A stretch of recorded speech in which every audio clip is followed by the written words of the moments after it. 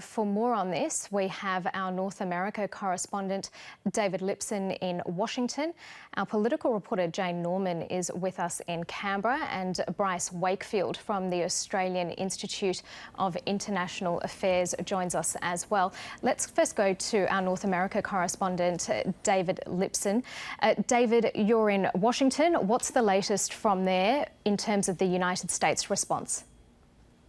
Well, we're still waiting to hear, Karina. Certainly there's been nothing made public. We understand that the President is in the Situation Room potentially right now at this moment, speaking with his top military officials and others about what sort of response they will make.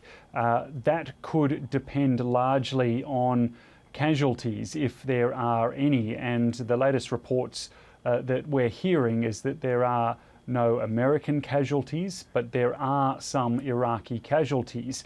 Now, although that is problematic to have Iraqis killed, I would suspect that the response from America would be far greater if American soldiers were killed or wounded as a result of this strike by Iran. So look, we'll wait and see for further details and confirmation on that, but certainly preparations are being made for the President potentially to give a television address. Now, no certainty as to whether that will actually happen, but preparations are being made. So everything's still very much fluid here in Washington. Bryce Wakefield, let's come to you for a moment. Is that significant that so far Iraqi casualties have been confirmed, given that earlier this week Iraqi politicians voted in a non-binding resolution for US and all foreign troops to leave the country? Yeah, I mean, that is absolutely significant. It lessens the likelihood that there may be a full-on war, although nobody can tell what's going to happen at the moment. Certainly, if American casualties were involved, it would be a much more dangerous situation.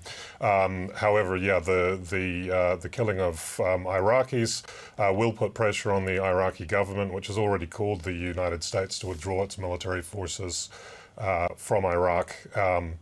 And indeed, a lot of the events that are happening on the ground in the region, including the assassination of Soleimani, which we shouldn't forget was done without the permission of Iraq, is encouraging Iranian forces within that nation where the US forces are currently situated. And David Lipson, we're just hearing and seeing reports coming through that the US FFA has banned all civilian flights over Iran, Iraq, the Persian Gulf and the Gulf of Oman. Yes, look, I haven't seen those reports, but certainly that's not too surprising if you've got ballistic missiles and other aircraft potentially flying on a war footing. You wouldn't want civilian planes in the middle of all that.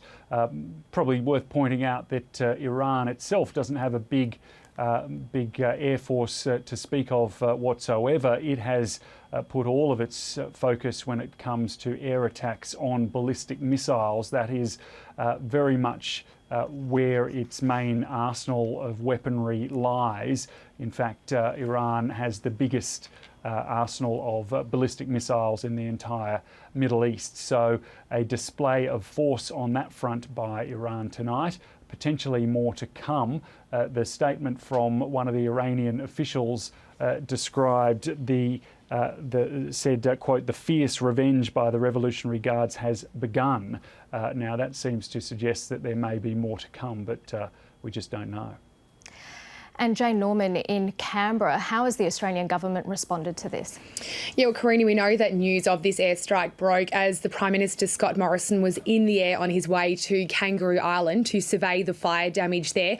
He has since released a statement, and we're actually expecting a press conference from him soon, which we'll bring live as soon as we see the pictures. But in that statement, he said the government is monitoring the unfolding events closely. He has been already in contact with the Ministers for Defence and Foreign Affairs exercise, and he's given the Chief of Defence, Angus Campbell, the authority to do everything in his power, or take whatever actions, I should say, to protect and defend our defence and diplomatic personnel and keep Australians safe. So that could be seen as a hint that Angus Campbell has been given the go-ahead to evacuate the Australian officials who are in Iraq. Now, we know that there are about 300 Australian Defence Force personnel at the Taji military base. That is a training base where we help train and assist and advise local Iraqi forces. There are also troops in the Special Operations Task Force, as well as Australians part of the US-led coalition fighting against Islamic State. So we do have a small defence presence there. And in recent days, we know that from the diplomatic perspective, staff at the embassy have been drawing down. So we understand now, since the tensions really escalated, right now there are only essential staff located at the embassy in Baghdad. So we'll hopefully get a few more details from the Prime Minister when he stands up. But a short time ago, we heard from the Labor leader, Anthony Albanese. Now, he has received a briefing from Scott Morrison, and in that briefing, in Mr Albanese's statement, he has said that he'd call upon all parties to exercise restraint. It's a potentially very dangerous situation. He doesn't want to see Australia drawn into another military conflict in the Middle East. And he said that the Australians over there, this is the first time we've heard a politician say this, are very close to where the Americans are being targeted. So we need to get some more information about that. And as David Lipson has said, at this stage, it's very unclear if there have been any casualties or injuries. So they're the kind of details that we'll hopefully get in the next sort of few minutes or hours from the Australian government. David Lipson, you have some significant news?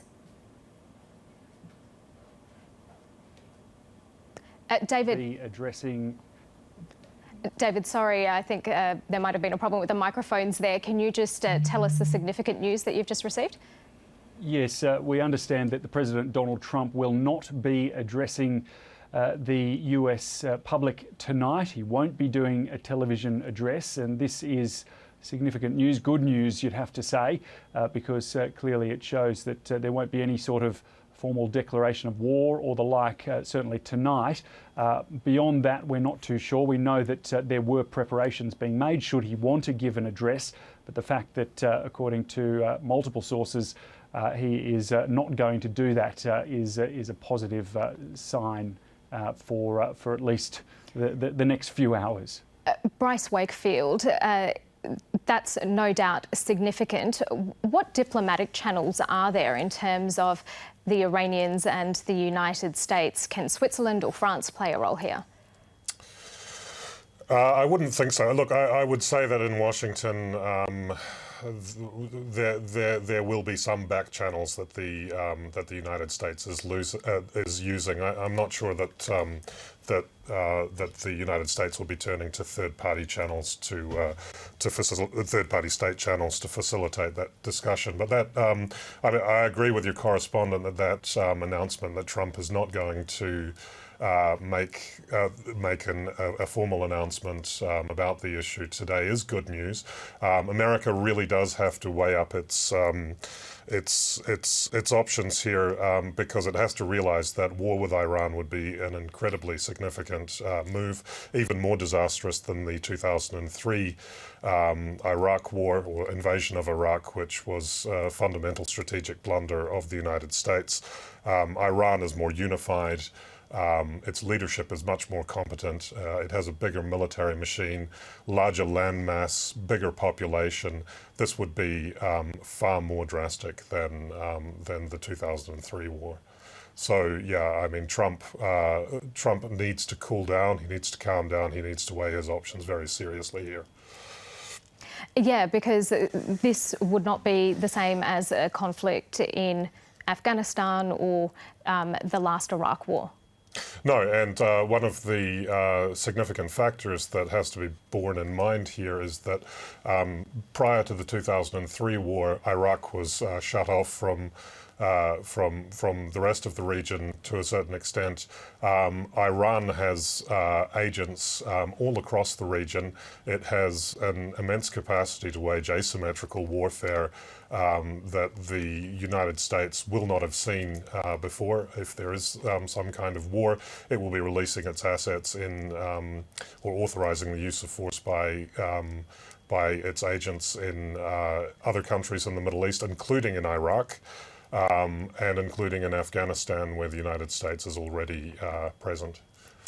David Lipson in Washington, given that you've said that Donald Trump is now unlikely to address the nation, do you think that that might see an easing back from Iran in terms of these attacks into Iraq? Well, it could result in that. I'm certainly seeing reports from journalists based in Tehran. They're suggesting that the message from Iran is that if the United States does not retaliate for these strikes, well, then that could be that could result in de-escalation and could in fact be the end of the whole matter. That is very much what Iran is urging. But if the US decides to retaliate, then Iran will launch sweeping and grave attacks on numerous targets that have US interests throughout the Middle East. So we seem to be very much at a tipping point, a precipice if you like, and the next few hours and days will be crucial. OK, we'll speak to you again soon. David Lipson in Washington, Jane Norman in Canberra and Bryce Wakefield from the Australian Institute of International Affairs.